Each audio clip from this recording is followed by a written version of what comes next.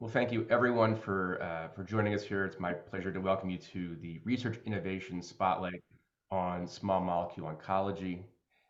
This is a series that we do routinely throughout the year, picking different topics to focus on. And we are super excited to have four amazing presenters here presenting their research on this topic.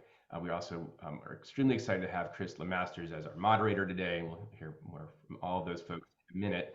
Um, this program is co-produced with the Bioscience LA, and it's underwritten by Foresight Capital.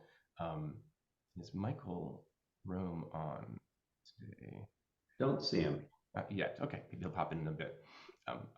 He will talk a little bit about Foresight Capital, but in the meantime, I'd like to actually maybe bring up Andy Wilson's our executive director for the Alliance. He's going to talk a few seconds about the Alliance. I want to hear from Dave Whalen, who's our Bioscience LA, and then we will do a quick lightning round of introductions of the attendees here, just to see who's in the room and get familiar with each other real quickly. It'll just be kind of a name, company you represent, and what you do there. And Andy, you want to give us a quick Alliance plug, please? Yeah, absolutely. Good morning and welcome, everybody. As Steve said, I'm Andy Wilson. I'm the executive director of the Alliance for Southern California Innovation. It's great to have you here.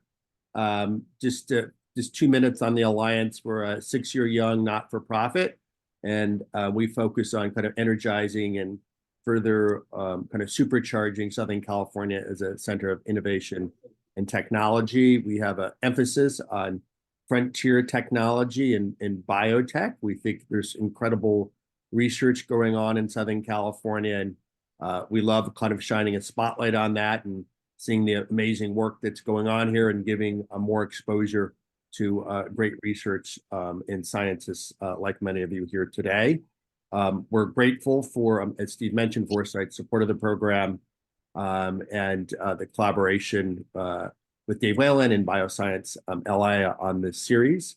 I think we're going to do actually potentially our next one will be on immunology and may even be in person. So Dave, I know that's probably a surprise to you, but Steve and I were brainstorming this morning, and there's a lot of activity in that space. Obviously, some of you have seen the announcement of the new California Institute of Immunology, and we think that's incredibly important, not just for Southern California, but globally. So we want to start building momentum around that opportunity as well. But we're really pleased to have you all here and excited to hear about the great research you're all doing in small molecule oncology. So thank you again for doing this, and recognition to my colleague Steve for putting this together for us. Thanks, Andy. Yeah, and we'll talk more about some housekeeping notes in a minute, but just make sure that this is intended to be a conversation. So there will be, obviously the researchers are presenting for 10 minutes. Then after that's 10 minutes of Q&A, and we really encourage all of you to provide, your energy and your insights and feedback into helping this research, move forward. The path here for impact is, very often commercialization, and so we're really looking forward to hearing from all of you. Briefly, Dave Whalen, do you want to talk a little bit about Bioscience LA, our fantastic partners in many, many things, including this program, and we're always very happy and appreciative for Dave and his team's support and collaboration.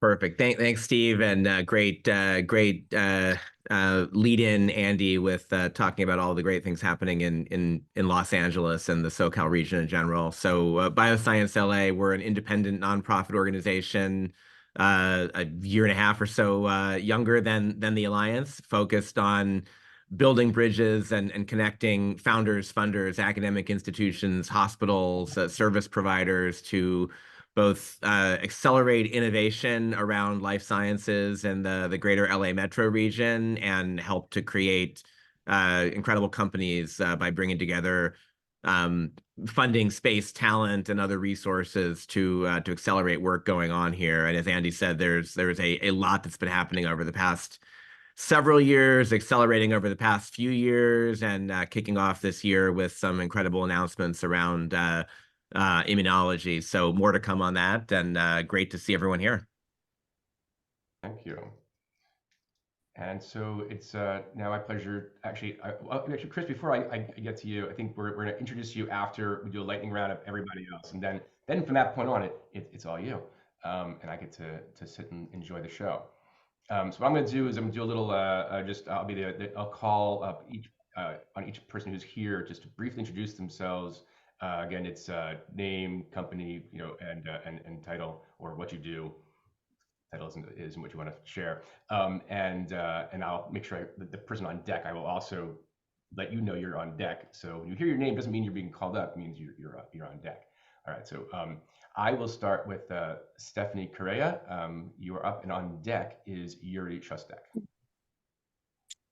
Good morning, everyone. Thank you for the opportunity to join this morning. My name is Stephanie Correa. I'm a corporate development associate at the Scripps Research Institute, so in Southern California, based in La Jolla.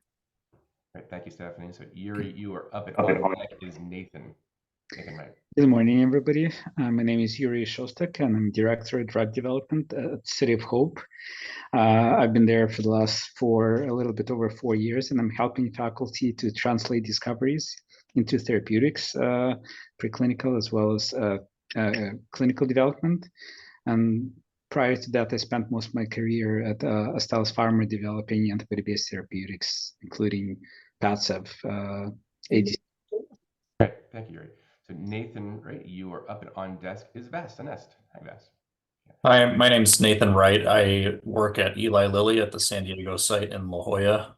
I lead a medicinal chemistry group as well as a couple of oncology projects for small molecules. Thank you. So Vas, you are up and on deck is Michael Jung. Great. Hi, everyone. Good morning. It's Vas. I'm from USC. I'm the Chief Innovation Officer for the Keck School of Medicine. I lead a business development industry relations team called MESH, as well as business director of our Brown Center for Cancer Drug Development at USC Norris. Happy to be here. Thank you. So Michael, you are up, and on deck is Tom Novak. Hi, I'm Michael Jung. I'm a medicinal chemist at UCLA. This is my 50th year as a professor at UCLA. I started when I was 3. So I work on small molecule oncology. In fact, I have 2 drugs on the market, Xtandi and Erleada. And I am the medicinal chemist part of the project with Matt Rettig here. We've been working together for 5 years. Fantastic. Great. Nice to meet you. Hi, I'm Tom Novak. I'm the CSO of Audubon Labs. We're a venture studio that works with PIs at our partner institutions, including Salk, UCSD, and UCLA. So we have a pretty big presence down in Southern California. Thanks, Tom. So Farnaz, you are up, and on deck is Walter David. Hi, everyone. I'm Farnaz Farzana, and I am the founder and president of my own strategic advisory company. I have a pharma biotech background, over 24 years in oncology, immuno-oncology, and life sciences. I serve as strategic advisor to venture capital, investment firms, biotech, and earlier stage, all the way to companies launching drugs, and been fortunate to be part of post-commercialization of over 15 drugs in the oncology and immuno-oncology industry. Pleasure meeting everyone. Walter, you are up, and on deck is John Allen. Okay, thank you. Walter David, I'm with City of Hope, and I'm the Director of Research Business Development, and it's a pleasure to be here. All right, thank you. John Allen, you are up, and on deck is Huang. My name is John Allen. I'm the general partner of Cottle Creek Capital. We're an early stage life science company that works with principal investigators, helping bring small molecules to market, including oncology drugs. Formerly worked at UCLA. Michael, I don't know, I'm certain you know Dr. Lenny Rome. He was my partner for years. I think he's got about 50 years of being a professor at UCLA as well. He's old, he's not that old. And then had the good fortune of being based in San Diego. I was the first person hired in the field-based commercial operation of Agron. So a lot of you in Southern California know Agron. I'm currently based on the North Carolina Research Campus in Kannapolis, North Carolina. It's a collaborative campus of 10 different universities, including Duke, Chapel Hill, Appalachian State, and others. And we're an investor in a novel a company called Bright Path Laboratories that specializes in making kinase inhibitors from a CDMO perspective. Right. Thank you, John. Huang, you are up, and on deck is Surat Darabi. Hello, Thank my name is you. Surat Darabi. I'm a oh, sorry. Did I interrupt someone? Yeah, right. You're on deck. Yeah. Okay, sorry. Go ahead. Yeah. My name is Hong Gao, and I was trained as a chemist. I used to work at Neurocrine or in the pharmaceuticals. Actually, when I was still in the lab, Mike John was one of our consultants who came to Neurocrine once in a while to help us with chemistry troubleshooting. Good to see you, Mike. And I am now representing Beaver BioInnovator. We have about 90 very early stage, most of them early stage drug discovery companies. And I'm a venture partner. I'm involved in post-investment management.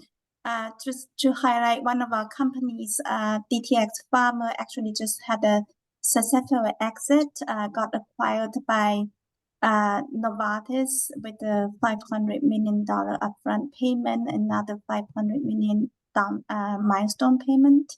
And another company in your neighborhood in the LA ecosystem is Accurastem. It's also one of our portfolio companies.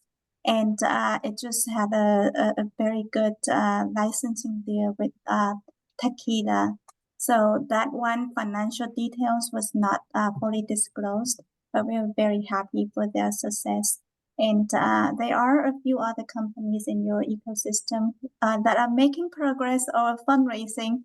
So, and I'm also involved in the bid activities because we have a service platform as well, serving many of the companies at quite well-known VC-backed companies. Also, some of them in your neighborhood as well. Thank you so much. Thank you. Yeah, and we are running a little short on time on the intro, so if we just try to keep them brief to make sure we have enough time for everyone. We have 20 minutes per presenter, and we get pretty tight if we go over too much longer. So, yeah, thanks everybody. All right, it's my turn finally. Okay, Surat Darabi. I'm a clinical genomics scientist, director of precision medicine program at Hoag Hospital here in Orange County.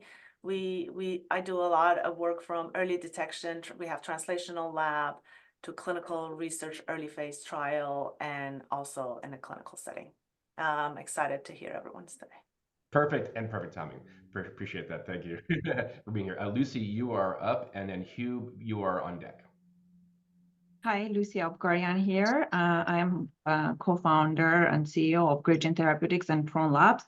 Past Scripps Research Institute, I am glad to see colleagues here. From Scripps Research Institute, I was part of efforts for one drug that is now FDA approved, and 2 of them are in clinical trials, phase 1 and phase 3 accordingly. Fast forward, I gained interest on the business side of the things and started helping other biotech companies to succeed similar way. So at Prone Labs, we are providing preclinical services everything all the way to IND submissions, science and business side of the things. Thank you.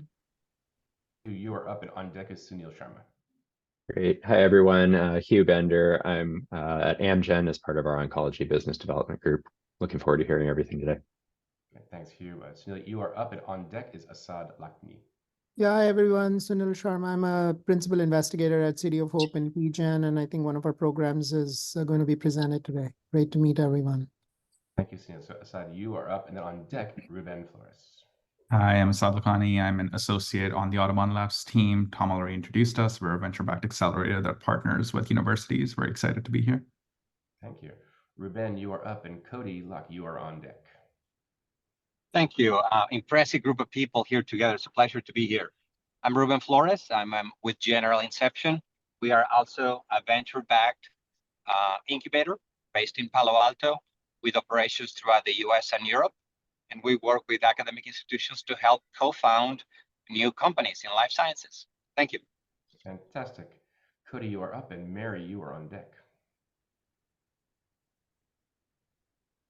Cody? Maybe Cody has a microphone. Hey, friends, are you able to hear me there? Yes, good. Oh, okay, good. Thank you, Steve. Hey, I'm Cody Locke. I'm Chief Innovation Officer at the Center for Advancing Innovation. We're a 501c3 nonprofit that launches startups. We have USCDA funding and Silicon Valley Community Foundation funding. Steve, I must admit you caught me in the middle of a workout. I'm doing my best here. Nice to see everyone, friends and new and old. Work out pretty hard. I'm based in San Diego, trying to put more startups down here in Southern California where they belong. Thank you so much. Hear, hear. Thank you, Cody. Mary, you are up, and Abu, you are on deck. Hi, Mary Wheeler with BioRock Ventures. We're a VC fund that starts writing checks at the seed stage, and then we'll follow on. I'm talking to you from Palo Alto, but we'll invest worldwide, but mostly US. Thank you, Mary. Abu, you are up, and Dimitri, you are on deck. Morning, everyone. Abu here. I'm at Scripps Research, Associate Director of Corporate Development, and my role here is to pitch a lot of companies that are coming out of Scripps and identifying partners. So thank you very much, Steve, for having me, and it's good to see a lot of familiar faces and look forward to learning from everyone here. Awesome. Thank you, Abu. Dimitri, you are up, and on deck is Gazelle. Everyone, my name is Dmitry Semyonov. I'm a director with Audubon Labs, and we're accelerating academic biotech. Thank you. Fantastic. Gazelle, you are up, and Sam Berry, you are on deck. Hi, everyone. Gazelle here with Sophos Advisory Partner. I help founders with their business planning. Fantastic. Nice to see you again, Gazelle. Hi, Sam, you are up, and then on deck is Alicia Song. Hi, everyone. Sam Berry. I'm an analyst with Propel Biopartners, a VC hedge fund based in LA, investing in early stage startups as well as later stage clinical companies. Fantastic. Alicia, you are up. And then last but not least is Yelena.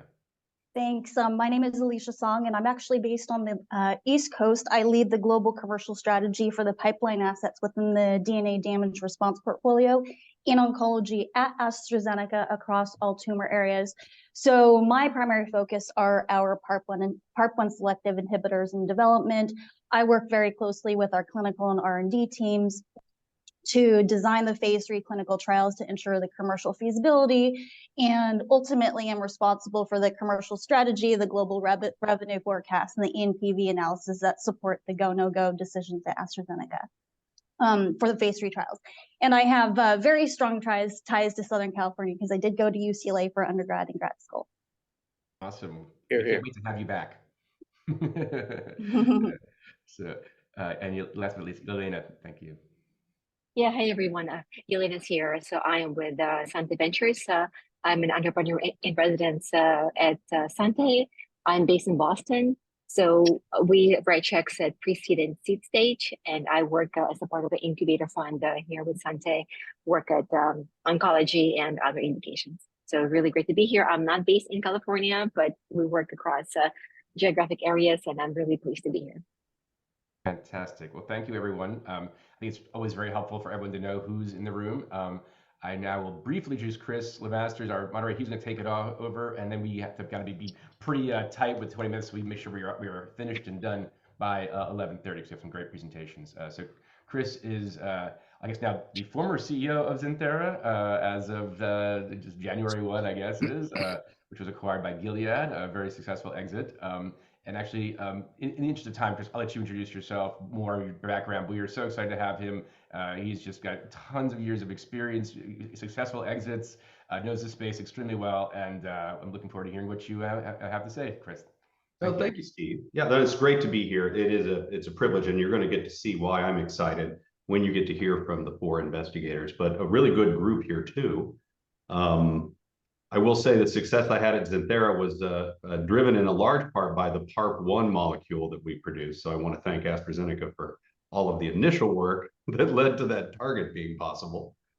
But a little bit about myself. I started my career at Eli Lilly doing business development in the 90s and came to San Diego in 2004 with the dream of doing what I think everybody here wants to do, more biotech.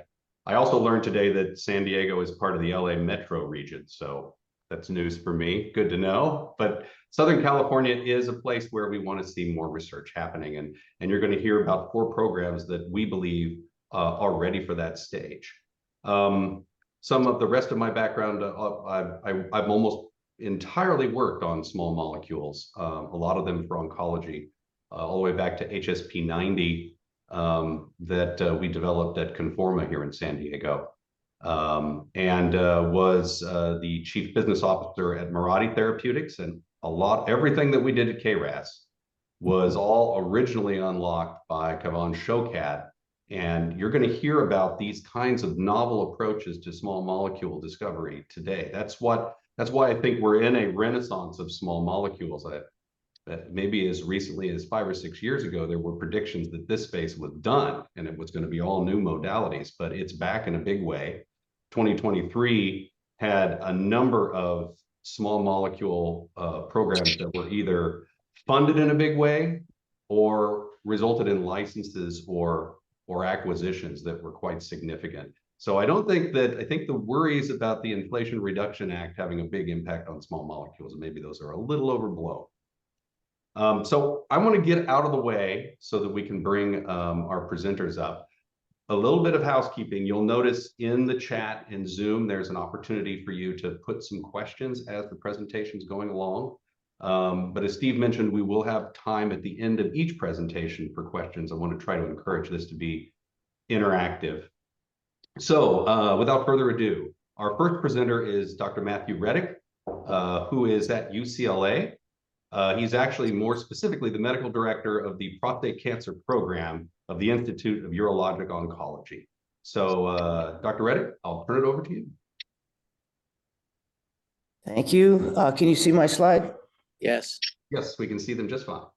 Okay, so I want to thank the Alliance for SoCal Innovation for the opportunity to present our work. I'll be telling you about inhibitors of the androreceptor and terminal domain, which can be implemented for the management of advanced prostate cancer as the primary clinical target for this program.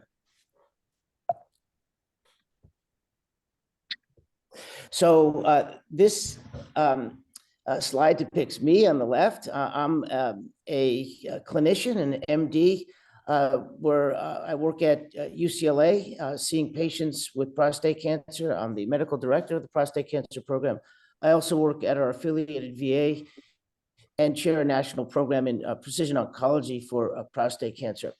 I work closely with Mike Jung, whom many of you know, who's well established as a medicinal chemist and was a co-inventor for two very important drugs for the metastatic prostate cancer space, enzalutamide and apalutamide. So prostate cancer is the second leading cause of cancer-related mortality in the United States. The death rate has been increasing year over year since 2018, and we're expecting about 35,000 deaths due to prostate cancer for the current year. Prostate cancer is actually also the #1 cause of cancer-related mortality amongst non-smoking men. The drugs that are in the clinic for prostate cancer target the androreceptor ligand binding domain, the androreceptor and its activation being a key driver of the proliferation and survival of prostate cancer throughout the course of the disease, even when patients become resistant to castration, so-called castration-resistant disease, which is really the lethal form of prostate cancer. The drugs in the clinic target the ligand binding domain at the carboxy terminus, either by directly inhibiting, binding to and inhibiting the ligand binding domain or inhibiting the production of ligand. And many of the drug resistance mechanisms involve alterations in the ligand binding domain. So given this background, it was our intention to try to develop compounds that target the ARN terminus, and ideally a drug that would work in this space would degrade the AR. I should point out that the ARN terminus is an intrinsically disordered domain, so it has no known chemical structure. Its crystal structure has not been resolved, so it's not suited to structure-based design. So several years ago, we developed a high-throughput screen in a yeast model. This is a yeast-1 hybrid system in which a constitutively active androreceptor that lacks the ligand binding domain, which is actually an inhibitory domain, drives the expression of a reporter that encodes an enzyme that synthesizes histidine. When this interaction between the AR and its cognate androgen response elements is interrupted, there's loss of production of histidine, which is required for yeast growth. So the readout is pretty simple growth assay. We screened the NCI library and identified 6 hits, 2 of which were felt by Mike to be suitable to SAR. And one of them, shown here, JN018, demonstrated inhibitory effects on a constitutively active AR variant, but not the glucocorticoid receptor.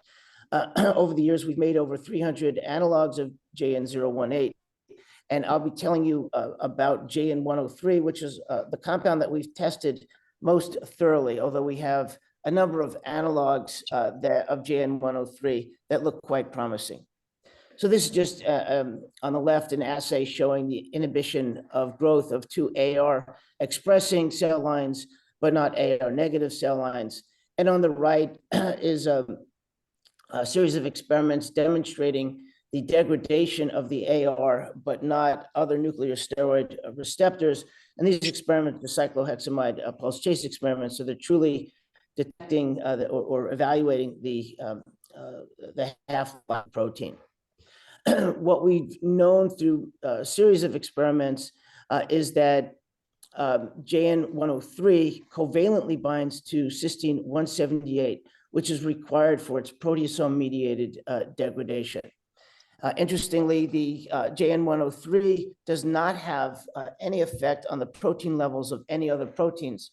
And this was shown in this proteome experiment where we treated DU145, an AR negative prostate cancer cell line, with JN103 or DMSO. And in this volcano plot with each dot representing a different protein, you could see that there's no effect on the expression levels of any protein in DU145 cells, treated with a pretty high concentration of the drug, 10 micromoles for the indicated times. This experiment shows some of the in vitro specificity of JN103 for prostate cancer cells, specifically that express the AR. This is just a growth assay, and none of the cell lines growth was affected other than one breast cancer cell line, which actually turns out to express the AR and is dependent on the AR for its growth and survival. Interestingly, when we started this experiment, I didn't know that T47D was AR dependent.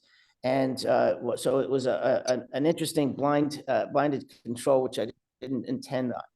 This is showing the in vivo activity of JN103 in 22RV1 xenografts. This is a very aggressive castration-resistant xenograft. These xenografts were grown in castrated mice, and the mice were treated with oral gavage starting when the tumors reached 200 cubic millimeters. JN103 is shown in gray and yellow with a nice inhibitory effect on the growth of this xenograft model. We've done many other models and have seen a similar activity. There's a pharmacodynamic experiment showing the degradation of the AR in the xenograft models. In this case, it was 22RB1. And see degradation of the AR both by Western blot and immunohistochemistry.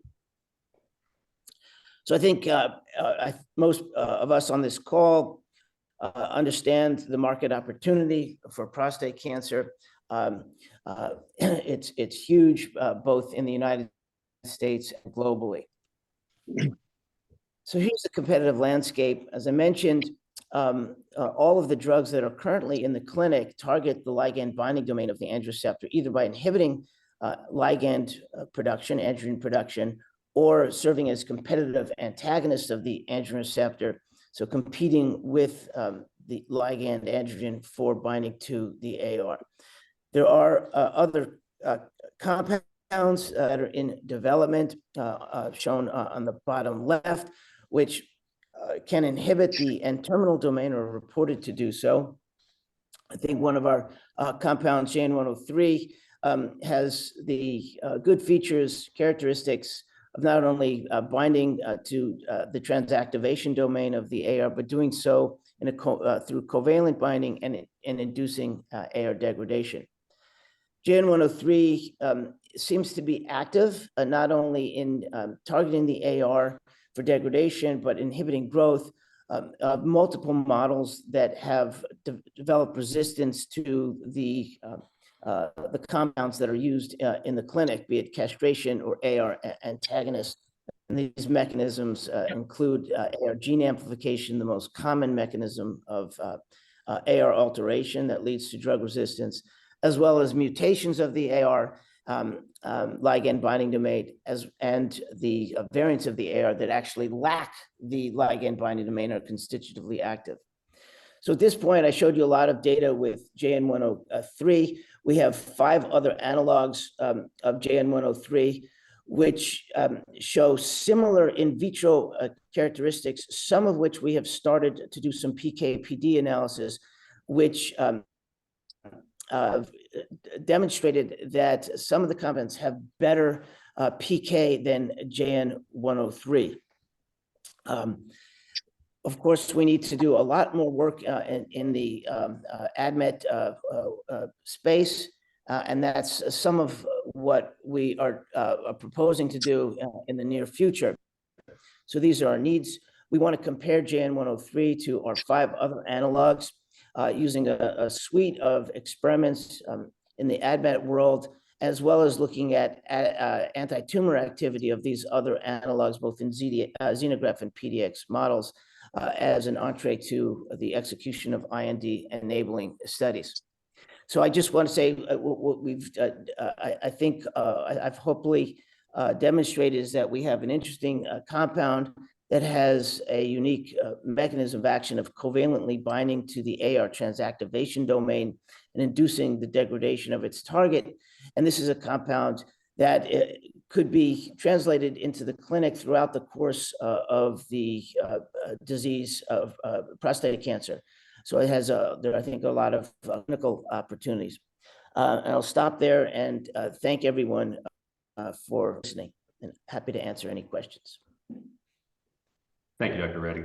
That's fantastic, and exactly what we've been talking about: novel approaches and possible with small molecules. So I've got, first of all, let me pause to see if there are any immediate questions from the audience. I have one here in the chat. Let me start with the chat question. So the question is this: with regards to the JN103, there are no issues with AR-V7 because you're not targeting LBD. That's correct, right? It should work against all the splice variants, AR-V7, because it's binding at a spot where the ligand binding domain alteration wouldn't matter. So it should be good against Xtandi-resistant cancer as well, and all the splice variants. So yeah, thanks. That question, Mike, is spot on. We've done experiments in models, and I think I showed you 22RV1, where there's degradation of the splice variant AR-V7. In addition, we've introduced AR-V7 into AR null cells and demonstrated degradation of that variant, confirming that the degradation of the variant does not require the full-length AR. So I think it makes sense both from the functional and binding data related to the covalent binding of the JN103 to the AR N-terminus, specifically a cysteine at 178, position 178. And we've done mutagenesis experiments.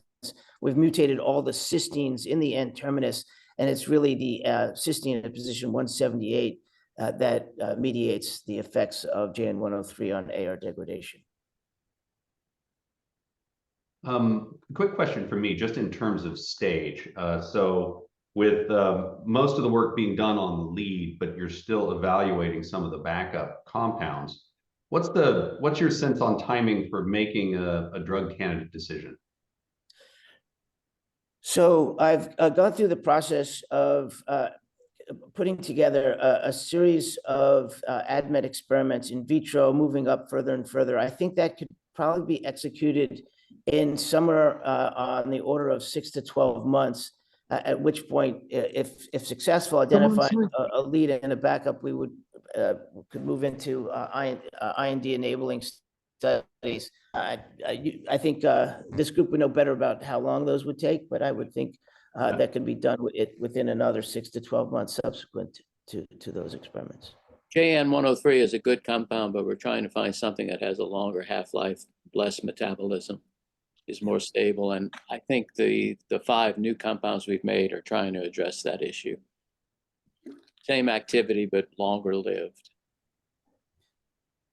Yeah, so I'm sorry, Mike has developed compounds that he predicted would be more stable. One of them, we did some PK work, and indeed it's far more stable in plasma and liver microsomes than JN103. So there's good structure activity relationship that Mike was able to figure out, which I would never have figured out and don't really understand. So thank you, Mike. That's good chemistry.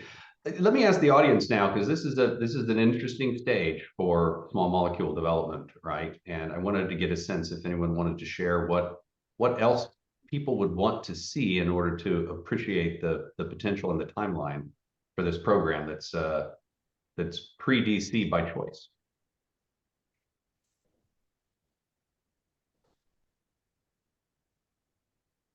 And I'm looking first to our friends in pharma search and evaluation. Any comments from that group?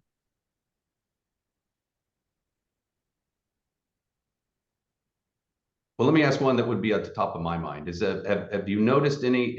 You wouldn't expect any challenges from a CMC standpoint with the molecules that you've been pursuing? No, not at all. They're relatively easily made. We've made gram quantities of them, but we've obviously not made hundreds of grams. But the chemistry to get there is relatively easy. And with regards to early dose range finding toxicity studies, you haven't seen anything that caused any concern? That's not why you're looking at backups, obviously. Yeah, so we've done some tox. So there's animals mice behave normally. Blood work shows no abnormalities in any tests, liver function, kidney functional electrolytes, and the mouse weights are stable. So we've done some work, but clearly need to do a lot more in this space. Thank you. Nathan, can I call on you? Is there any comments? You've been doing this for quite a while at Lilly. If you had any advice or thoughts on the stage of the program and how they're presenting it. Yeah, that's one thing that just came to mind. You talked both about extending the half-life, assuming to extend your target coverage. Do you have a strong sense of the target coverage needed for efficacy? Do you need to sustain a 50%, 70%, 90% degradation of the target? Yes, the degradation experiments can make it a little challenging to do that, because if we do the degradation in experiments in prostate cancer models that actually express the AR, and we do it for too long, the cells will die. But we do see at higher concentrations, 6-8 micromolar, that there's pretty substantial 70, 80, 90% degradation at 12 to 24 hours. I don't have a good handle on the relationship in vivo between the extent of degradation and the growth inhibitory or anti-tumor effects of the drug. So it'd be something that probably could be worked out some more. Okay, that's helpful. And then I should probably know this, but I don't. So what is the resynthesis rate of that protein? I'm sorry, what is the resynthesis rate? Oh, so the half-life of the AR is about 12 to 18 hours. So I guess that's the sort of the resynthesis would occur in steady state in that time frame. I hope that answers your question. Yeah. Thank you. One of the things you mentioned in terms of needs or next steps was also some additional modeling in vivo or PDX models. Is there a sense of what you're interested in, and how important will combinations be in that plan? Yeah, so I think our interest is largely in just further establishing the anti-tumor effects for JN103 in PDX models. We've done about 3 or 4 xenograft models, and for the 5 analogs, we really haven't done any in vivo work at all. So that would be required just to establish its in vivo activity.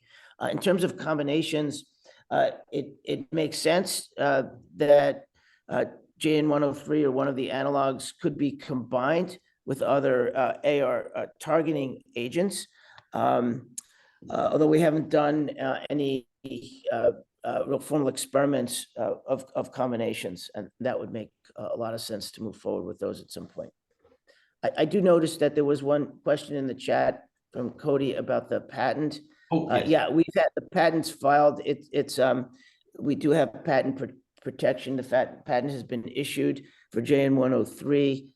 We have a supplementary patent that's covering some of the more recent compounds, and that coverage is global. Okay, so thank you again. Fantastic presentation, really interesting chemistry here. And this was a very short presentation, so I hope that this group will reach out to this team to get some more details. It looks like they definitely would like to move this forward and move it forward quickly. All right, thank you again. I'm going to now introduce Dr. Wendong Huang, who is at City of Hope, but also with the USC Keck Medical School. He's a professor at the Beckman Institute of the City of Hope and an adjunct professor at the Keck Medical School. And here's another great example of things that really have been difficult to access in the past. These are MYC-positive tumors. Okay, thanks, Chris. So this project is a collaboration between Dr. David Huang and myself. So David, he is the expert in the nature products and medicinal chemistry. And myself has expertise in cancer research and drug discovery. So this is just brief project introduction.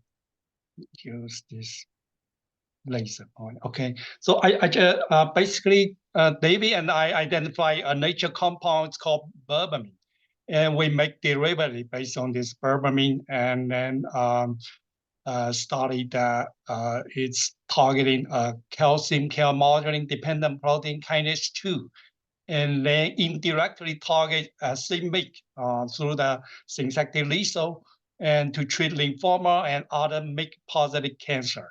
So what makes our compound distinguished from the others is that it's a nature product. So the safety is very high. So the original compound berberine has been used in human beings with long-time safety profile. And the MOA is quite unique. It's indirectly target c-MYC, because we know c-MYC is hard to be directly targeted by small molecule. So it is through the synthetic lethal in many cancers. And so currently we are looking forward to a first in human phase 1 IND application, and to advance to the clinical trial at City Hall Hospital and other hospitals. And so let me introduce more. So this is the, we published many papers already to study this, the MOA of this berberine and the derivative. It's called PA4. And so initially we identified the major target is a calcium channel modulating kinase 2 gamma. And then we further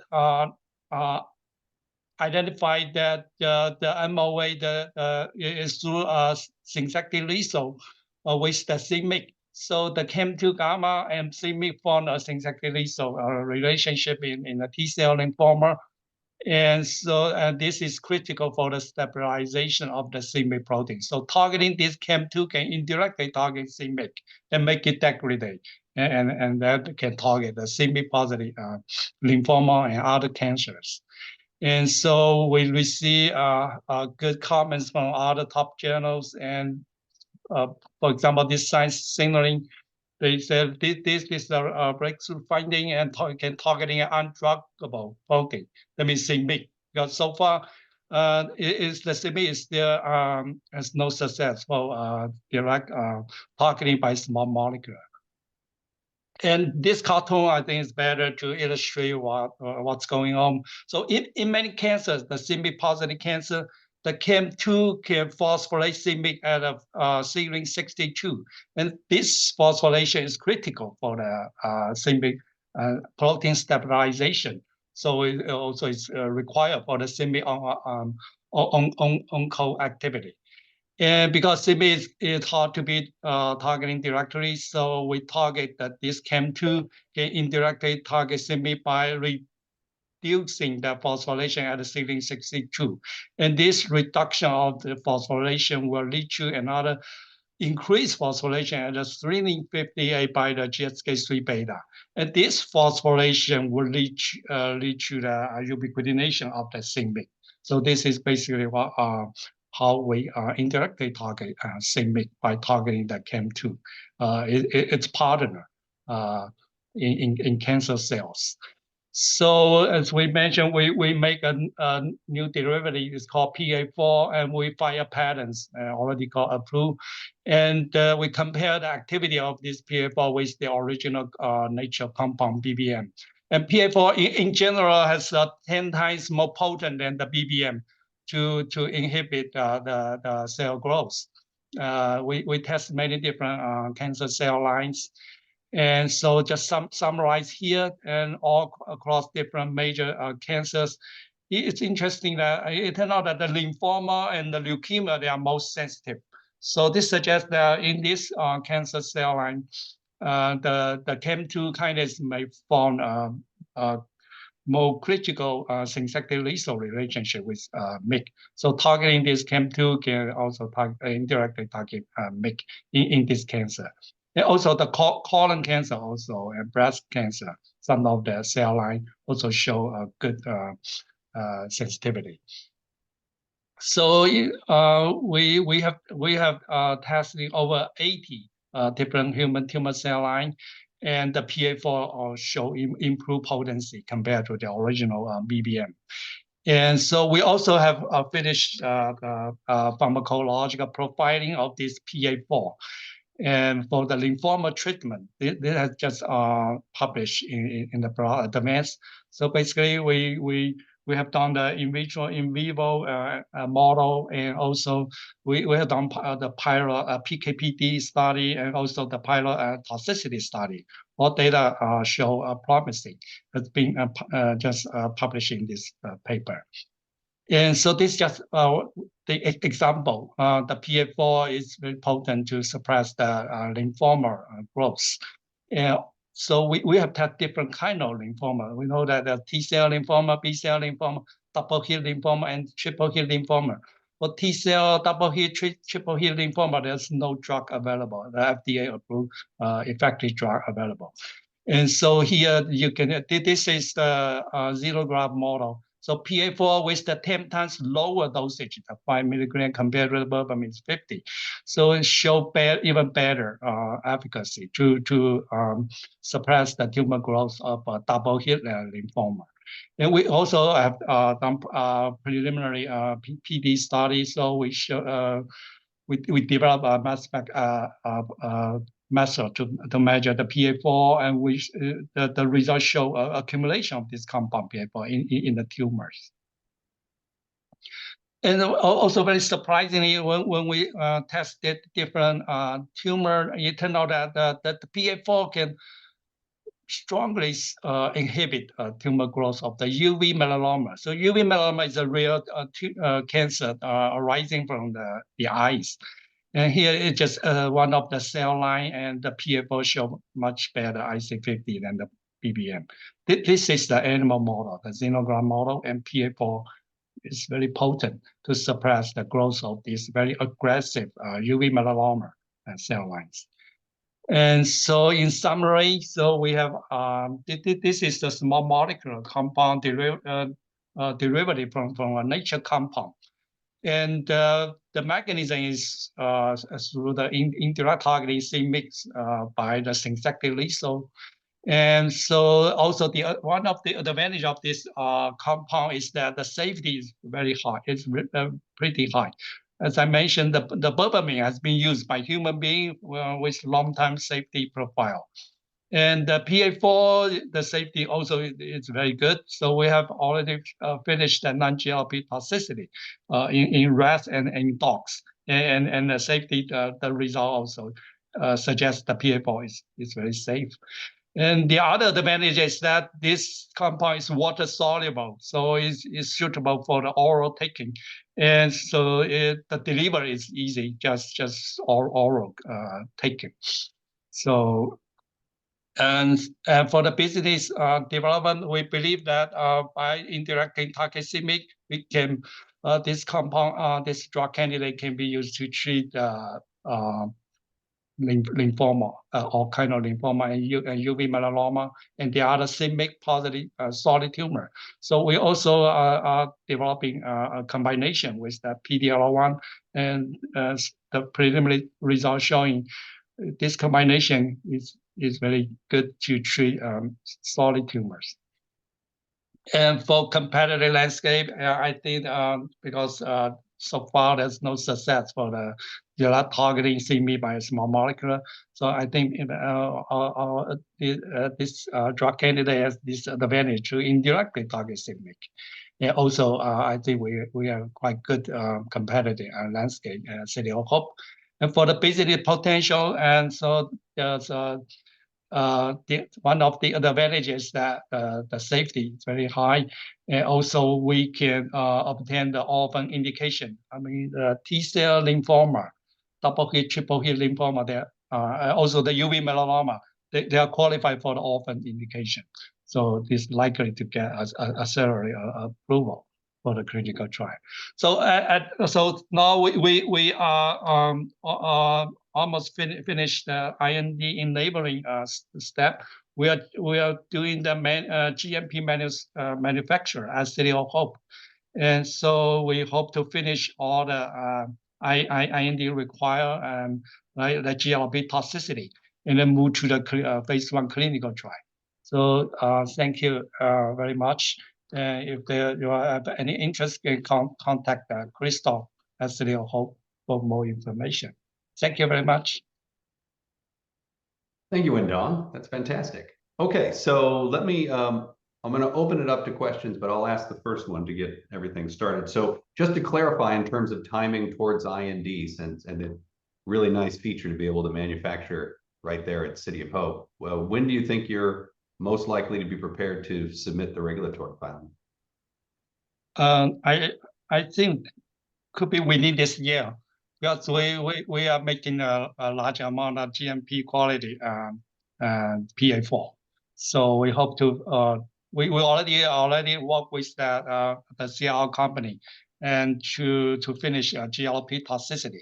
We have done the preliminary pilot non-GLP toxicity. So we have the data already. So the safety result are amazing, very good.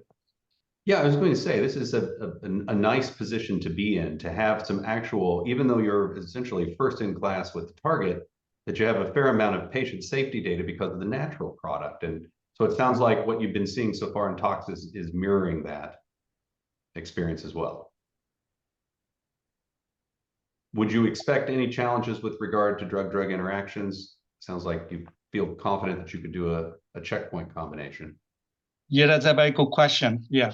Well, for the original compound, the dopamine has been used by human, and so the safety is very high. But since this PA4 is a derivative, so it's more potent. But right, and So the drug interaction, that's a good point. I think after we obtain the GMP and manufacturer, and we are going to do this kind of study, the drug interaction and ADME and all this kind of requirement. Okay. With regard to some of the preclinical profiling that you've done, a lot of comparisons to the natural product. Have you done much in the way of comparators to other drugs that are used for those indications? Obviously, some of them have no drugs. That's another.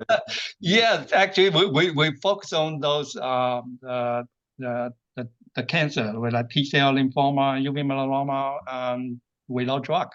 So we haven't focused on those the other cancer like prostate, breast cancer, which have drug. Yeah, that's a good point. We haven't to specifically compare with the other drug for some of the cancers. And I think our strategy is to focus on the first indication will be like T-cell lymphoma or UV melanoma, and those are all can obtain the orphan drug designation. Let me turn to the audience if there are any questions.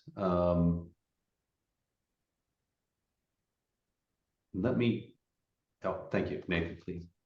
Yeah, just a curiosity. You mentioned the potency is vastly improved over the natural product, which is great that you're able to identify compounds that drive that a little bit further.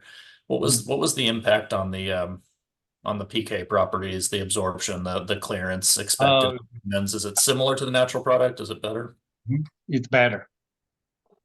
Okay. It's better. Yeah, I think we have done this PK/PD in mice and in rats. It's improved, including the half-life and also the absorption, and it seems it's improved. And so that's thanks to my collaborator, Dr. David Huang, because he is an expert in this medicine and chemistry.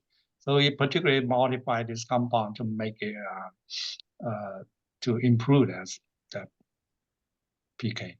Can I just make a comment? David Horn was trained at UCLA as a synthetic chemist, so he's really good.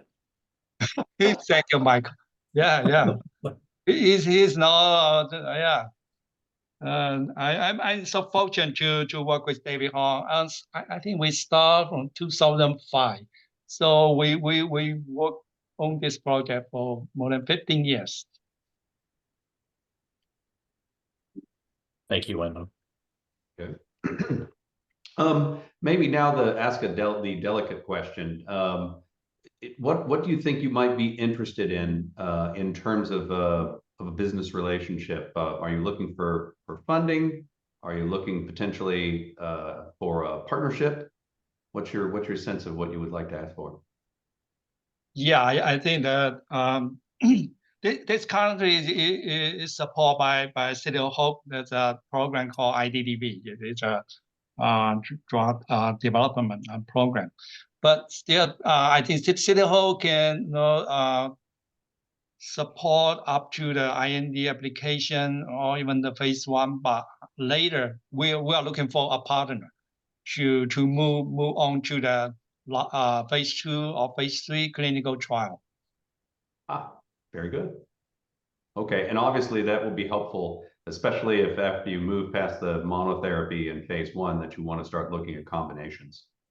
Right, exactly. Yeah, we are testing this a combination with the PD-L1, and the results are very promising. Yeah, and very encouraging to see positive results in colorectal cancer. That just anything that can do something there would be exceptional. Right. If you could combine this with a DDR drug, you never know. Yeah, we can try. Let me ask one last time, make sure I don't leave any questions on the table. Anyone else before we move on? Okay, thank you very much. Fantastic presentation. Great progress too as well. Thank you, Chris. I'm excited. Hey, undruggable targets. That's really nice to see. Yeah. Indirect target make. It's crazy. Okay, so we're going to move on to our third presenter, and that's Dr. Mohan Kaadige.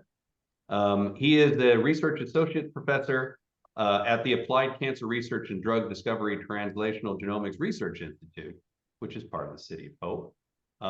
Here you're going to get to hear about another small molecule oncology program that's made a lot of progress. So I'll turn it over to you, Mohan. Thank you. Can you all see the screen? Yes, we can. All right. So I want to thank Chris and Steve for the opportunity to present our program on the development of TGen-1062, which is a inhibitor of CDK7 as well as FLT3. And I'm going to jump right into some introduction. So CDK7 is a cyclin-dependent kinase that partners with cyclin H and MAT1, and together they form the CDK activating kinase complex. And as depicted here, this complex can directly phosphorylate and activate all of these CDKs involved in the cell cycle progression. So one can imagine CDK7 as a master regulator of cell cycle. In addition to that, CDK7 is a part of the transcription factor 2H complex, where it directly phosphorylates the C-terminal tail of RNA polymerase II and regulates the transcription initiation and pausing steps of the transcription. In addition, it can also regulate the transcription elongation and termination steps by phosphorylating CDK9, another cyclin-dependent kinase. Now, it is because of these functions, as well as the observation that CDK7 is highly enriched at super enhancer elements, that it has become a pretty exciting therapeutic target in cancer. Now, super enhancer elements are basically clusters of enhancers that are kind of stitched together, and they tend to drive expression of genes to a really high levels. And not surprisingly, cancers have become addicted to these super enhancers, and they tend to use these super enhancers to drive expression of oncogenes such as MYC. And there is data out there which indicates that super enhancer landscape of a cancer tissue is significantly different from the landscape of the normal surrounding tissue. So the hypothesis that's out there is that if you can inhibit CDK7 function, you can downregulate the super enhancer dependent oncogene addiction in cancers. Okay, so CDK7 it is elevated in many cancers, as shown in the TCGA dataset analysis here, and it is also correlated with poor prognosis in many cancers. And these are some of the examples of breast, pancreatic cancer, hepatocellular cancer, etc. So we got interested in CDK7, and we in the past few years we developed a potent molecule called TGen-1062, which is selective and is also importantly reversible molecule, and it is fully owned by TGen City of Hope, and we do have a couple of other scaffolds at different stages of development. Now, this is a standard workflow that we do in our lab for drug discovery programs, and whatever is listed here has been accomplished for TGen-1062, and we will share some of the data now. So the first thing we are presenting here is the potency of the drug, the TGen-1062 in a biochemical assay using the trimetic complex. It's about 27 nanomolar in the inhibition. And we also recently determined the binding affinities, and it came out to be about 5.63 nanomolar on the CDK7 with a decent on and off rates. Now, we also conducted a full kinome with the drug at 1 micromolar, and in addition to CDK7, we did see a couple of other targets that were hit, the PRKD3 and ERK8. These are two other kinases that also have some roles in the tumor development. What was interesting for us was all these couple of other mutant kinases that popped up that seemed to be affected by our drug. And surprisingly, those were both FLT3 mutant proteins. So we looked into FLT3 a little bit more, and we asked the question whether TGen-1062 inhibits FLT3, and it does. So briefly, I want to introduce FLT3. FLT3 is a tyrosine kinase protein that plays a big role in hematopoiesis.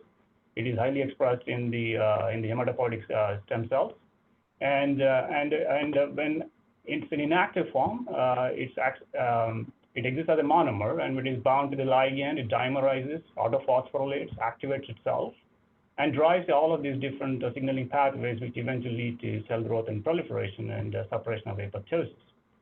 Now, in AML patients, in leukemia patients, 30% of them have mutations in this protein.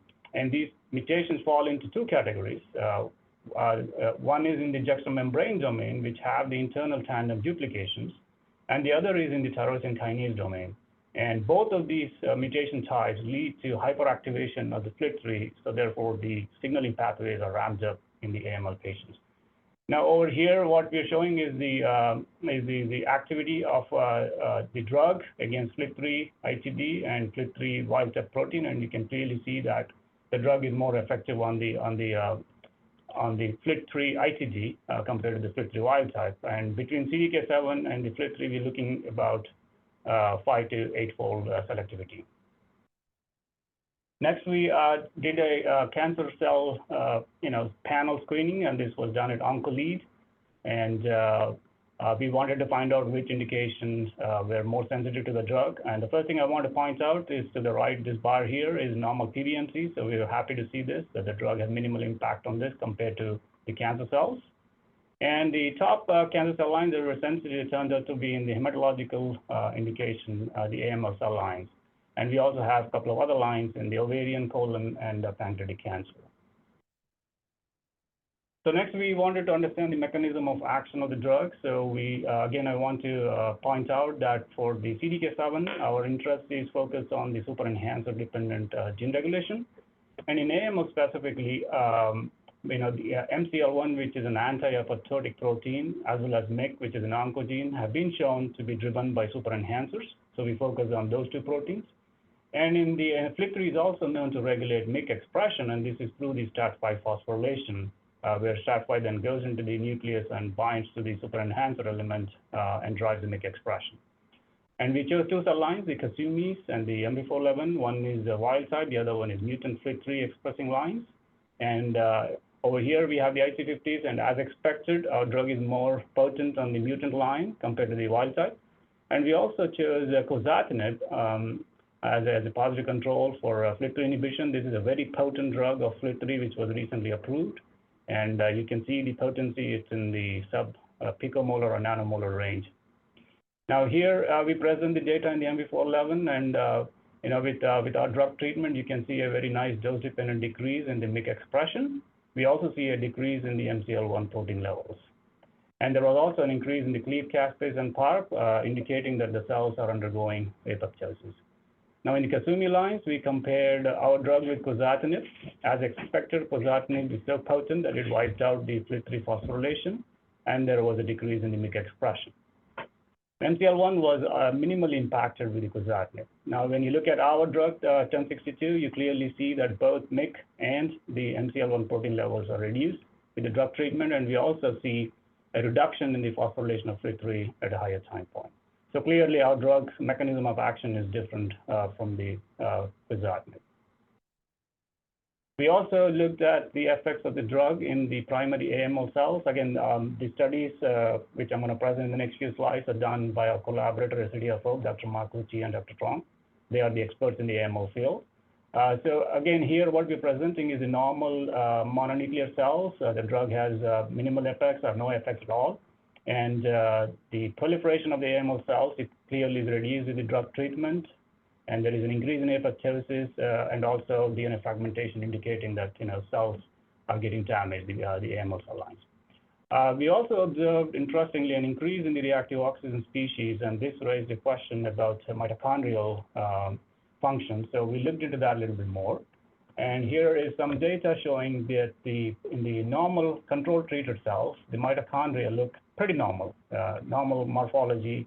And when we treated with 1062, treatment 1062, you see that the mitochondrial morphology is impacted. They are smaller in size, and the architecture is compromised to some extent. Now, we also chose venetoclax, which is a standard of care that is approved for AML. This is a BCL2 inhibitor. And when we treated cells with this, we see similar phenotypes like T1062. However, when we combined these two drugs, we see some dramatic effects on the mitochondria. The mitochondria are very small. It appears as if they are undergoing mitochondrial fission.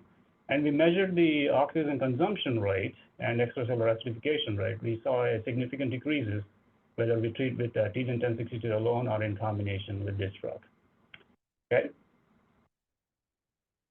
Next, moving into some pharmacokinetics and the physicochemical profile of a drug, which we have extensively characterized. We've done PKs in 3 species, mouse, rat, and dog, and the oral bioavailability ranges anywhere from 37 to 100%. And the interesting thing we observe in dogs, especially, is the half-life of the drug is about 16 hours with low clearance when compared to the mouse and rat. On the right, we did the profiling of the drug, and it has decent stability in the liver S9 microsomes as well as blood. And in the plasma binding studies, it's about 95 to 98% depending on the species, and the drug is not a PGP substrate. Solubility-wise, this is decent in different intestinal fluids, and based on these characteristics, we then moved into some in vivo efficacy studies. This first study we're presenting is a mouse AML model. Again, this was developed by Dr. Marcucci. This has mutations in MLL and FLT3, and it causes leukemia in mice. So they took the leukemia cells and transplanted them into CD45.1 mice, and once they confirmed the tumor load, they treated with TGN-1062 alone or venetoclax and a combination of these drugs. Now, and they monitored the survival of the mice as well as the leukemic load with different markers. Down here, we present the primary survival, and in comparison to venetoclax, we see a very significant improvement or prolongation of survival of the mice with 1062 treatment. And this was further improved in the combination of venetoclax and TGN-1062. Interestingly, they also conducted a secondary survival study where they took the bone marrows from this primary treatment and reimplanted into fresh set of mice and just observed the survivability. There was no drug treatment here, and the results again showed pretty interesting outcome. The TGN-1062 again treated mice had longer survival, and the combination was the best. When we look at the leukemic load with the whole blood count, you see a significant decrease with TGN-1062 treatment alone, and that was further decreased with the combination of the drugs. Now, c-Kit is a marker for stem cells, and we were happy to see that our drug treatment resulted in a reduction in the c-Kit positive cells, suggesting that we may be impacting the leukemic stem cells, which are known to be a big problem in AML field. And the next study, this is conducted in the PDX model. Again, the design was similar to the previous one. So I'm just going to jump into the conclusions here. Again, the primary survival. In comparison to the venetoclax treatment alone, you see a very nice increase in survival of these mice with TGN-1062 treatment, and the combination resulted in further improvement. Again, the secondary survival showed similar results. Venetoclax did show some improvement, but in comparison to that, TGN-1062 was much more effective, and the combination was the best in increasing the survival of these mice. And when we looked at the markers, the two markers that were focused were the CD45 positive and CD33 marks. These are leukemic cell marks, and both in the bone marrow and the spleen, you see a significant decreases with the single agent treatment, and the best was again in the combination treatment. And splenomegaly, which is a problem in the leukemia, you can clearly see the size of the spleens is significantly reduced with the combination of these drugs. And lastly, in the secondary survival also, the leukemic load was significantly reduced with the single agents or the combination of these two agents. Okay, with that, I just want to summarize that our TGN-1062 is our lead candidate, but we do have two other scaffolds at different stages of development, and the drugs are selective and non-covalent. And we'll have a lot of other data for 1062 in solid indications where we've seen nice tumor growth inhibitions.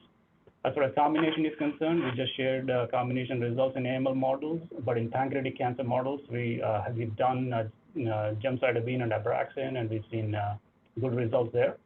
We have ongoing non-GLP toxicology studies right now, and which we hope to wrap up in the next 2 months, and then our plan is to go into GLP studies later this year. And And then as far as the competitive landscape, there are no marketed or approved assets, especially for the CDK7, but there are about 5 different programs that are in different stages of trials, and they include both covalent and non-covalent inhibitors. The Kaadige is leading this pack with a non-covalent CDK7 inhibitor. And for the Biotherix, they have a multi-kinase inhibitor, but that drug also inhibits CDK7 and CDK9. So they are testing in both solid and hematological indications.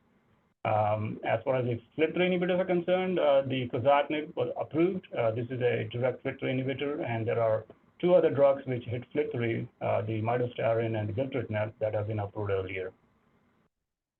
And lastly, I want to thank the funding from CDFO, IDDV, and also our collaborators, Dr. Mark Uchi and Dr. Huang at CDFO for AML studies, and Dr. Von Haver and Huang at Tijen for the pancreatic cancer studies which we have done. Okay, I would like to stop here and open for discussion. Thank you, Mohan. That's fantastic. A lot of work, clearly. So please, if you have some questions, put a hand up or put it into the text. I'll ask the first one just quickly on the competition to make sure I read that slide correctly. Essentially, there is very little or no competition in terms of having both CDK7 and FLT3. This is it, right? Yeah, we have not seen. I mean, this is the only other one, CDK, CD9, but I haven't seen anything that is specifically focused on CDK7 and FLT3. Yes, you're right. Oh, that's great. That's fantastic. And timeline-wise, it sounds like you're pretty happy right now to move forward with 1062 into IND enabling work. And your sense there is that's probably a 12 to 18 month time frame?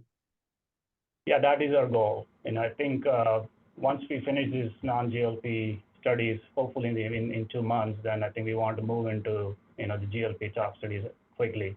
I mean, the chemistry has been already established. It doesn't take much time to synthesize. We've already scaled up about 0.5 kilogram of drug recently, so we feel pretty good about the synthesis. So. Okay. And Hugh Bender has a question. Hugh, if you wanted to interact, or I can read it. Yeah, I just was wondering if you've done any head-to-head comparisons with gilteritinib or quizartinib in any of those in vivo models, appreciating that you've done a lot of work in vitro already. Yes, we have not done direct head-to-head comparisons with, sorry, I'm looking at my colleague here, with quizartinib. I mean, the in vitro studies is what we've done, but we do have plans to actually do that comparison. Now, gilteritinib is more like a multi-kinase inhibitor, so I think we will prefer the quizartinib for the comparison, yes. Yeah. Sure. Great, thank you. And then we have another question here. Planning on running any studies on humanoid models? Humanoid models. We have not. No, we're doing PDX. I mean, we are doing PDX models, so. Organoid models we have done, yeah. Yeah, we have organoid platforms in the lab, but this question is about humanoid models. So I'm assuming it's some immune system component. Is that what the question is focused on? Yes. Yeah, I mean, we've not thought about that, but that's something we can think about. Yeah, Mohan, thank you. That question came from me, and organoids are important, obviously, but when we're talking about pancreatic, obviously one of the biggest problems is the ECM, and we want to make sure that your TME is not going to prohibit you from delivering your drug. And so my suggestion is that organoid models are very helpful, but I would even do organ on the chip models, things like that kind of mimic more of the humanoid setting as opposed to the mouse setting, which obviously we have to start somewhere, but thanks for answering my question. Great, thank you. Yeah, we'll definitely look into that. Mohan, could you talk just a bit about what your wish would be, and with regards to a business relationship, you're looking for funding, looking to start a company, or would you be looking for a partnership at this stage? I would defer that to Sunil, who is the PI of the question. Oh yeah, no, I think basically all of the above. I mean, I think Yuri actually is part of the IDDV that, it's sort of a, maybe Yuri, this is a good time to talk about IDDV model and what you guys would be looking for, but we'd be open to any or all, basically. Yes, we're open to various possibilities, partnerships, spin out. Yeah, no, and just a quick, since we're doing chemistry, a quick CMC check. Any challenges you would anticipate with manufacturing this structure? No, we don't anticipate any challenges like Mohan mentioned as a straightforward synthesis. We actually have a lot of experience. We've put many small molecules into the clinic, so it's relatively straightforward, on. Well, let me just say for the industry, an approach to help get better results in AML would be greatly appreciated. And I think a lot of utility in other places. I will say I very briefly, about 15 years ago, was working on a multi-kinase inhibitor that had CDK7 and FLT3 activity, but unfortunately it had a lot of other activity. So I'm excited to see something with this kind of specificity and having both of them at the same time. Yeah, I was just going to say thank you for those comments. There are FLT3 inhibitors and CDK7 potentially inhibitors, but they've had lots of different challenges, probably beyond the scope of this discussion. If somebody's interested, we can go into that. But this seems to hit the sweet spot for AML specifically, which we're very excited about, Yeah, and it looks like you can combine it, which is the other exciting part here too. So. Yeah, we've combined it with like venetoclax and also other AML drugs, as well as like Mohan mentioned for pancreatic cancer, we have really stunning results, complete ablation of the tumor with like gemcitabine Abraxane, Very, very impressive. Thank you. Exactly what we were looking for today's presentations. Okay, so on to our fourth presenter, Dr. Jean Shih. And Dr. Shih is at USC, specifically a professor of pharmacology and pharmaceutical sciences there. And I think you're going to like this presentation. Once again, another program that is novel, but has a little bit of validation from other sources. So Dr. Shih, I'll turn it over to you. Thank you. Can everyone hear me? Yes, perfectly. Okay, thanks, Chris. And thank Steve for inviting me. I'm so happy to be here. And I learned so much from the previous 3 talks. I was thinking maybe we can collaborate together also. I'm very excited to present to you a novel compound, NMI, today, which is target to a new target for therapy and diagnosis for brain, prostate, and colon cancer.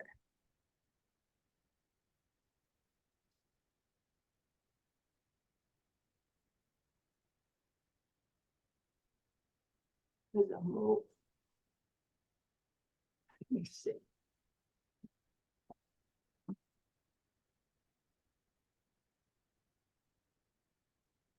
There are a strong needs for these 3 cancers that we are focused on for now: glioma, prostate, and colon cancer.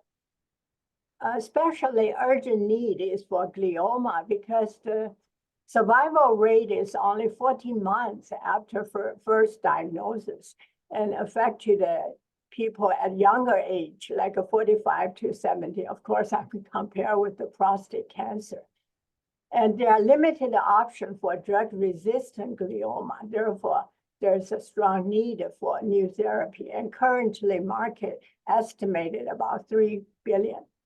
And prostate cancer, as we heard from previous, I'm so happy I meet the inventor of zenlutamide, Dr. Jiang, today.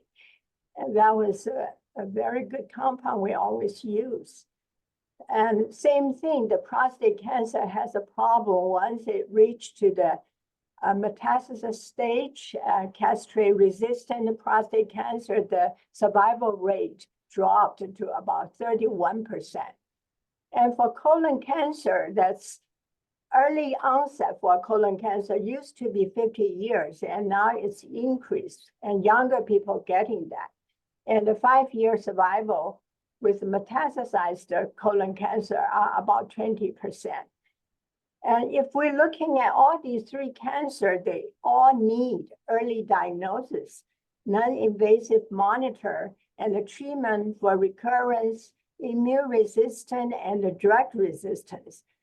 And our compound, NMI, meets these unmet needs, and I'm going to show you some of the data.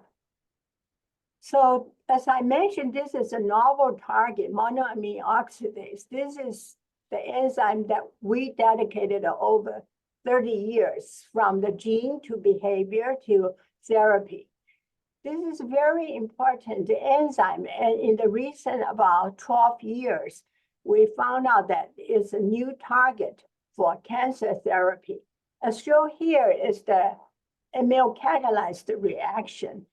ML use serotonin as a substrate, and it will produce hydrogen peroxide and then become ROS and form cancer. So what we found was MLA caused cancer. That was a surprising finding. So what if we add ML inhibitor? So if we add an ML inhibitor, then we slow down the reaction. So the H2O2 reduce, ROS reduce, and will reduce the cancer.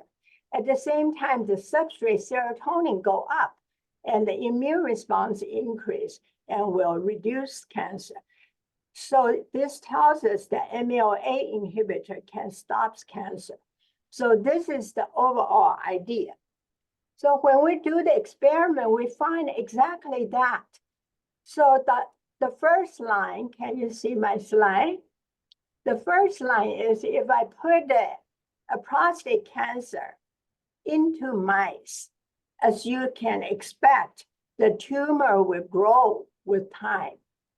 Then we did another experiment. We knock out MAO in the prostate cancer, then put it in the mice.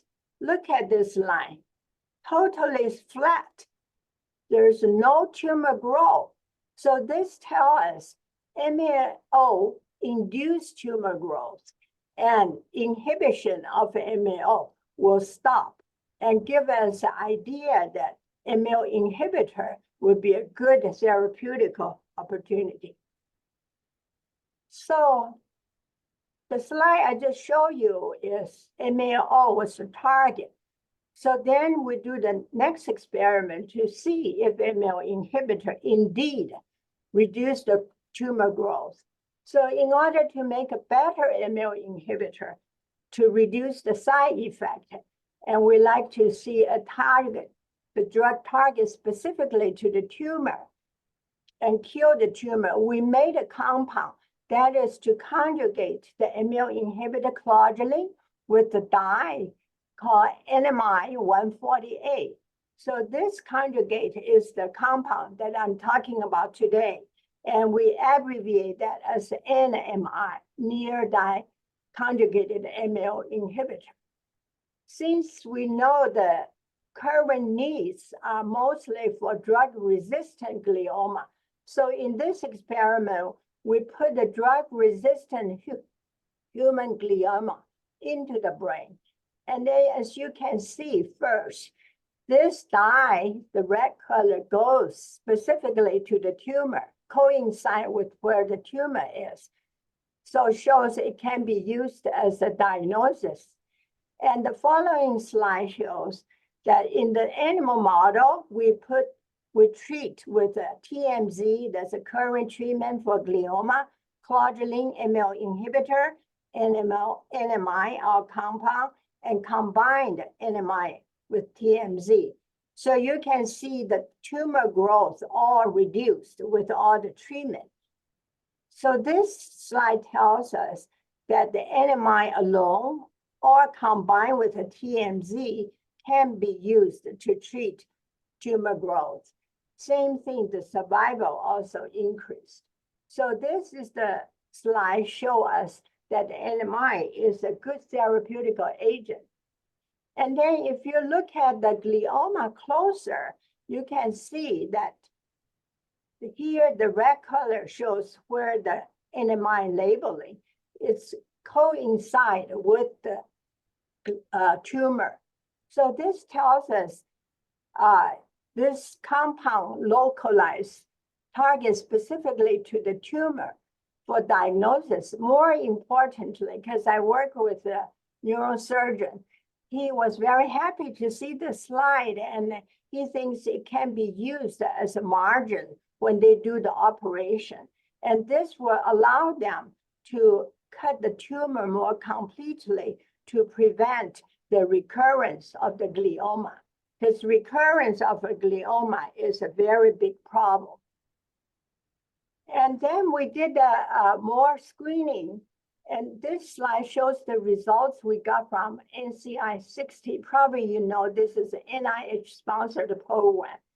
And this, they screened the NMI for IC50 and TG, total concentration required to inhibit, and the lethal concentration 50. And then they use a sophisticated minimum, maximum normalization and produce a cumulative score. So the smaller the cumulative score means the more potent the drug is. So as you can see here, NMI in the red is more potent than the other currently used drug. So this gives us some more confidence moving forward to develop NMI for therapy. Now, how about colon cancer? It did give us the same thing. It's here shows that the NMI targets specifically to the tumor. And then if you're looking at the organ, the NMI target mostly in the tumor. See, it light up much more than every other tissue. So this tells us it also works for the colon cancer. And we are very excited of finding the results with the colon cancer, because colon cancer is very unique in that it has very high ML activity, both ML A and B activity. So in order to show whether ML indeed is so important for the growth of colon cancer, we did use the PDX model, and with a two group of mice, one mice bearing high ML human colon cancer, and the other group of mice carries low MLA human colon cancer. So as you can see here, the time scale, right away, that the mice bearing the high MLA activity lives shorter compared to the low one. The low one lives much longer. In fact, seems they don't want to die. So anyway, if we look at the number, okay, so the high PDX, the survival time is 19 days, but the mice with a low ML from 49 to 108 days. It's a very tremendous increase in the survival time. So ML is bad. We want to treat it with the ML inhibitor at the early time. And also the tumor grows bigger. When we measure the tumor size, the high ML one has a 1.5 centimeter, the low ML only 0.4 centimeter. So if you look at the activity of these samples, the high ML activity has both ML A and B activity. The low has almost zero A and high. So this is an impressive experiment. We were very happy to see the very significant difference when the tumor with high and low ML activity will make such a difference in the survival time. And then how about the effect of the drug to reduce the tumor growth? So here shows the tumor growth, tumor volume after they were treated with the ML inhibitor clodulin, NMI, our compound, and the MLAB inhibitor phenazine, and the MLB inhibitor dapinol. So you can see the control is the black, and then the other treatment, all the ML inhibitor, all the NMI, would reduce the tumor growth significantly. I want to mention that ML inhibitor dapinol is used as a Parkinson's disease and doesn't have much toxicity at all. So this would be a very good repurposing for colon cancer treatment. So how about other effect of NMI? We show actually NMI, it can be used as a combination immunotherapy. So here shows we implanted mice with CT26 colon cancer cell. Then if we treat it with a ML inhibitor and also NMI and alone and combine with the immune checkpoint inhibitor, anti-PD-1. So just look at the survival time. The red one is the combined anti-PD-1 plus NMI, compare the NMI alone and the control. So this tells us that the anti-PD-1 combined with NMI will increase the survival very significantly. So far we are thinking about NMI can be used as alone or as a combination as an immunotherapy. So I just want to do a small summary. And now, because we are very happy with all the results that we have so far, and knowing that the NMI can be used as alone or combined therapy for drug-resistant cancer, which is much needed for now. And we also found NMI as a new immunotherapy can be used alone or combined in combination with the current treatment. And this, I didn't have much time to talk because ML inhibitor has been using it as an antidepressant. So it's already safe to use in the human. So if we can also do the repurposing of existing MAO. And we have 2 patents already for the prostate cancer and the brain cancer. And for the brain cancer, we have the orphan drug status, so which will allow us moving the IND and the clinical trial faster. For the colon cancer, we submitted a provisional patent last year, and actually the deadline is on the corner. So the next step, we are going to looking for a partner, help us fundraising and to start doing the experiment required for IND. And because we have orphan drug status for glioma, we thought would be efficient to go with the glioma first. And then with all the information we already have with the glioma, we can easily expand to other cancer, like a prostate and colon cancer.